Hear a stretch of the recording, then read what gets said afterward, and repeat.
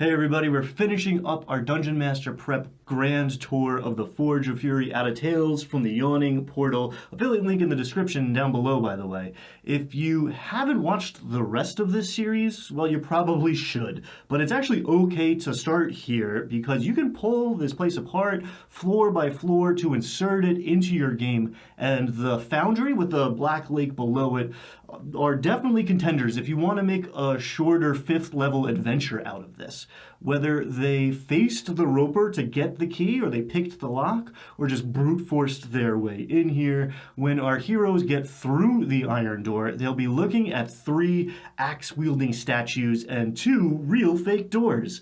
The sound of the Duergar hammering away at old Durgadin's forge draws the characters towards that secret door and on to 36, but likely not before somebody gets the chop. Now, what happens in the following rooms is really going to depend on your players and the plot hooks you've employed, plus some dumb luck. If you've got completist players at your table, and I'm often like that, if the adventure location is fun, then you won't have to worry too much about character motivation. Why are we risking our lives to explore every last inch of this place? Because it's there. And that's great. Every party should have a character like that in it. But if the reason they came here was to kill all the orcs and then figure out where these weapons bearing Durgadin's mark are coming from, well, they'll be done in like 2 rooms and maybe leave most of this level alone. And that's fine, honestly. The truth about Dungeon Master Prep is that some stuff is going to go unused, and the secret is that you can make some adjustments and use it elsewhere. But maybe a character has a reason to find out what happened here and push on through to like 39 to 49. Or maybe they really need that treasure and they've realized by now that Nightscale, the young black dragon, was kind enough to gather it all in one place for them. The Duergar can actually help them understand that as well.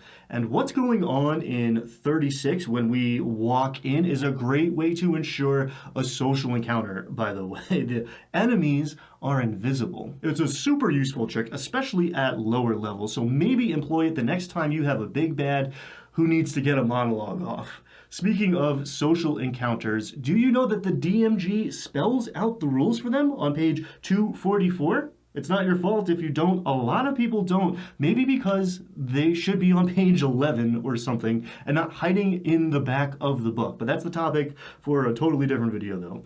I would put a little bit of effort into thinking about what the story is exactly with these Duergar before you run this. The adventure raises some good questions at the very end. Where did they come from? How did they get in here? What are they working on? Maybe it would be better if the module answered these questions, but I've done this too when I'm writing stuff. An adventure has to end somewhere and leave room for more story after that point.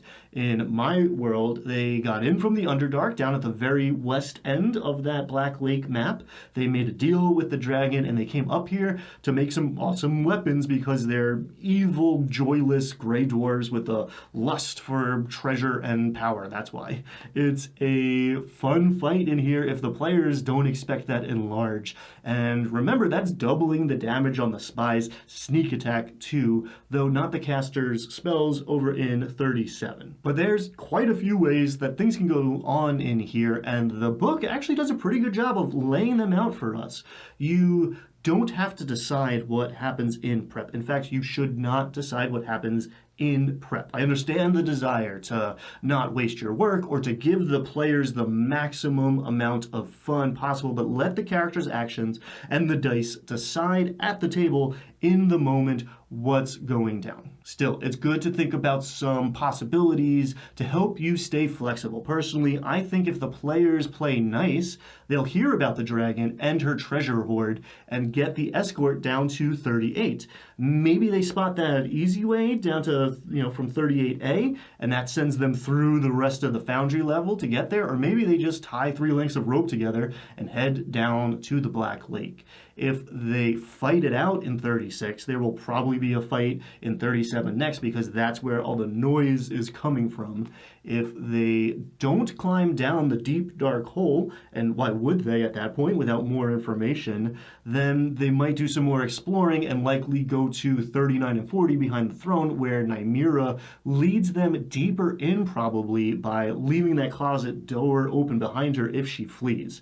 If they are on friendly terms with the Duergar and end up limping back up here after getting trashed by the dragon, maybe they'll be allowed to take a long rest in 36, but to my mind, the Duergar would be way more likely to send the players to clear and claim 41, the kitchen, the cafeteria, for themselves, maybe after getting a short rest. And in that, gray area where things are still pretty tense after some talking, but open combat didn't break out, the Duergar might actually direct the party up to 42 or 43 with the promises of treasure to be had, in the hopes that they'll just never make it back out.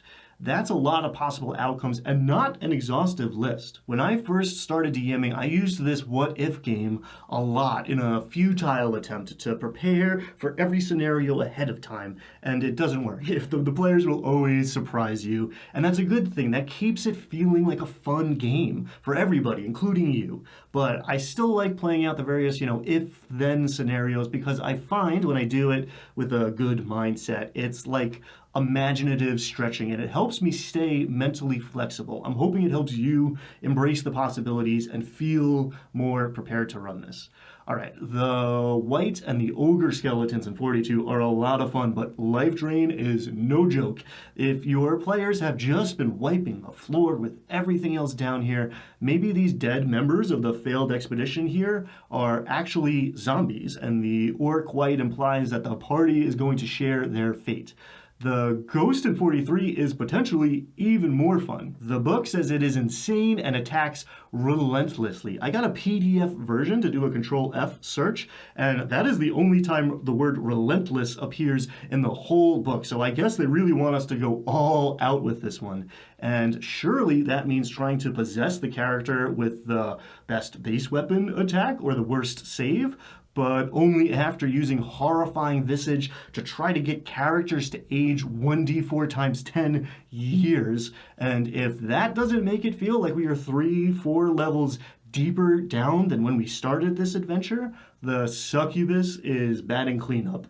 Lay it on thick with her, or potentially him if you think that'll get better results with your group composition. And do your best to try to keep their story as consistent with the players' expectations and conclusions as possible. To my mind, if she's trying to convince them that there's a wizard down below, keeping her prisoner, she isn't also talking about the dragon unless the party knows that it's down there already. If she charms a character, consider communicating to that person privately, whispers or passing notes or sending a message digitally or via text or whatever. This is the most wonderful creature you've ever met, and you are going to stay here to protect her with your life. If all else fails, maybe that love-struck fool gets a parting kiss before they leave. Be advised, 32 off of your HP maximum is super bad news, and this will likely be the last damsel in distress anybody tries to rescue this campaign. If combat breaks out with her, she's slipping into the ethereal plane pretty quickly, and who knows, maybe she'll be back in a new form to mess with the party again. Maybe she's the evil mastermind of your next campaign arc. Assuming nobody died or got the soul sucked out of their body or got dragged off by the torrent, and hey, maybe somebody did, but the last survivor of that lost expedition was imprisoned by the Succubus and joins the party in gratitude or whatever. We are heading down to the Black Lake. I would have the party describe their marching order and their spacing on the way down. Then I would do the same thing on the way over that first bridge. If you wait until they're crossing the acid-weakened bridge and ask if they go over one at a time, it's way more likely they'll know something's up and get metagamey, and you can't blame them. They'll know something's up anyway, but at least this way they might act as their characters would, or psych themselves out into thinking they don't actually want to spread out too much. It's easy to spot that that bridge has been weakened, and while a DC 10 dex save to avoid 2d6 damage might not seem like a lot after all we've been through down here by now, it could also be the difference between finding Nightscale asleep on her hoard and her finding the party as she pops out of the water to hit them with her acid breath. Now, earlier in this series, I gave you some optional ways to make the roper less deadly and suggested you open things up for other characters to intervene if it looked like somebody was heading for a watery death. But I am not going to help you make this dragon fight easier. A dragon should be big and scary, particularly if you confront her in her lair. The book tells you to play her optimally, so no one can accuse you of being cheesy as they burn slots holding spells for a turn and she never comes into view because her breath weapon didn't recharge. If somebody gets sick of standing around on the shore waiting to get sprayed with acid, the rules for underwater combat are on page 198 of the PHB, and spoiler alert, they're a little unforgiving for anyone who's not prepared. This is the final boss of a mega dungeon you've been running for weeks, if not months, and it is good and right that it is hard. They can definitely win if they're smart. They only have to get her down to like 40 HP. They can bargain with her maybe. They'll outnumber you. And they're level 5 now and have all sorts of crazy tricks up their sleeves, so go hard. There is a literal hoard of treasure sitting on that island waiting for them if they defeat her. They might have to retreat and regroup at some point before they do that. And if you feel like pulling punches, that's where I'd say, okay, do it and let them escape without Nightscale giving chase immediately. If she gets away or they run away and don't come back, congratulations, now you've got a black dragon in your game making trouble in your world. And now the party was kind enough to clear out the rest of Kunjakar. Maybe Nightscale starts recruiting minions or something else takes over upstairs and forms an alliance with her. This is D&D and the possibilities are endless. I'd love to hear in the comments how things went at your table running this one and any cool changes that you might have made to the story. If you enjoyed this series, please hit like and subscribe to this channel because I've got some really cool stuff in the pipeline I'm very excited to share with you that you won't want to miss. Thanks so much for watching. Have fun, be kind, and I will see you next time. Thanks again. Bye.